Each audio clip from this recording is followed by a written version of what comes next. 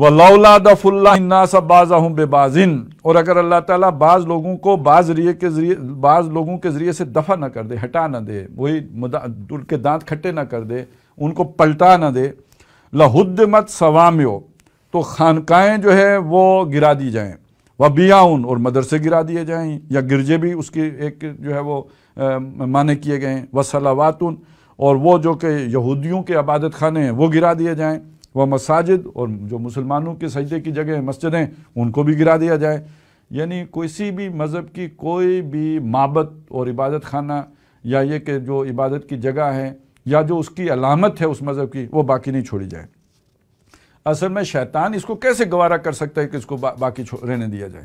اس کی کامل فتح تو تب ہے کہ ہر نشان مذہب کا ختم کر دیا جائے۔ یہ ابتدائی صورت تھی جو دنیا نے دیکھی سیکولرزم کی، کہ سب مل جل کے رہ سکتے ہیں، اور سارا جو ہے نا چلیں سب کو نماز روزے کی اور ریچولز کی اور اپنی جو بھی مذہبی رسومات ہیں ان کو ادا کرنے کی اجازت ہوگی، اور یہ کہ مذہبی جو ان کے مراکز ہیں ان کی تعمیر کی بھی اجازت ہوگی۔ یہ دور لد چکا، اب دور بدل رہا ہے۔ کسی کی آنکھیں ہوں تو دیکھے، انڈیا میں آپ کے سامنے ہے، اور انڈیا، اس کی اسٹیبلشمنٹ، اس کی حکومت، اس کی یہ جرت کیسے ہو سکتی تھی اگر عالمی منظرنامے میں کوئی تبدیلی نہ آ چکی ہوتی؟ دنیا میں حقیقت کے اعتبار سے ورلڈ آرڈر قائم ہو چکا ہے، ایک عالمی حکومت وجود میں آ چکی ہے، اور یہ باقی جو بھی کٹ پتلیاں جو تماشا کر رہی ہوتی ہیں تو ڈوریاں کہیں اور سے ہل رہی ہوتی ہیں۔ اسی طرح اگر آپ دیکھیں تو مغرب میں بھی، یورپ میں بھی ایک جو ہے وہ تحریک بڑی زور شور کی جاری ہے۔ ابھی تو کتنے لوگوں کو آج سے 4 سال پہلے یا 10 سال پہلے پتا ہوگا کہ کوئی RSS بھی ہے، لیکن یہ کہ جن کو معلوم ہے انہیں تو معلوم ہے کہ یہ تو اسے بنے 100 سال ہونے کو آ گئے ہیں۔ تو اسی طرح سمجھ لیجئے کہ وہ بھی ابھی ذرا تھوڑی جو زیر زمین محسوس، زیر زمین ہے نہیں، لیکن یہ کہ وہ ابھی میڈیا میں اس طرح نمایاں نہیں ہوئی ہے۔ اسی تحریک کا ایک بندہ تھا جس نے نیوزی لینڈ کی مسجد میں حملے کیے تھے، اور اس کے بڑی طاقتور پولیٹیشنز بہت سے اس کے رکن ہیں، ان کے اندر بھی وہی تعصبات ہیں جو آپ کو RSS کے کارندوں کے اندر نظر آئیں گے، بلکہ بہت سو کے دلائل بھی ایک جیسے ہی ہیں۔ جو باتیں یہ کر رہے ہیں وہی باتیں وہ کر رہے ہیں۔ مسلمان سے ہمیں یہ ڈر ہے، ان کی تعداد تیزی سے پھیل رہی ہے، یہ 1 اور 8 کی نسبت ہوتی ہے اور فلانی ہوتی ہے، اور ہم کم ہو جائیں گے 50 سال کے بعد، یہ زیادہ ایک جیسی باتیں، ایک جیسے عزائم۔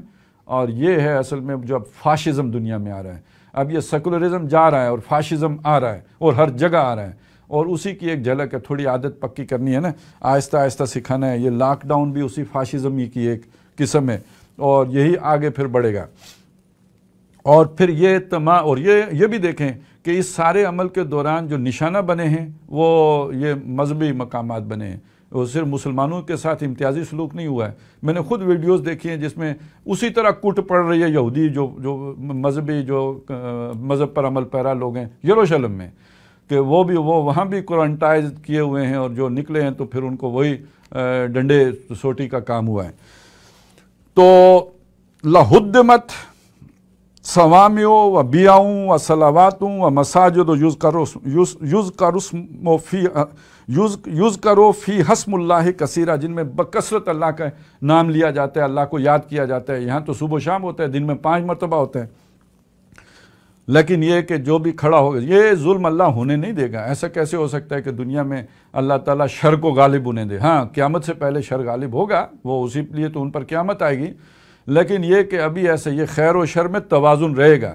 اور اگر ابھی آپ کو شر پھیلا ہوا نظر آ رہا ہے، اور شر کی ہر طرف حکومت نظر آ رہی ہے، اور سب کچھ اسی کے ہاتھ میں نظر آ رہا ہے، تو رسی نہیں توڑنی ہے کہ بالکل پھر کیا باقی کیا بچے گا؟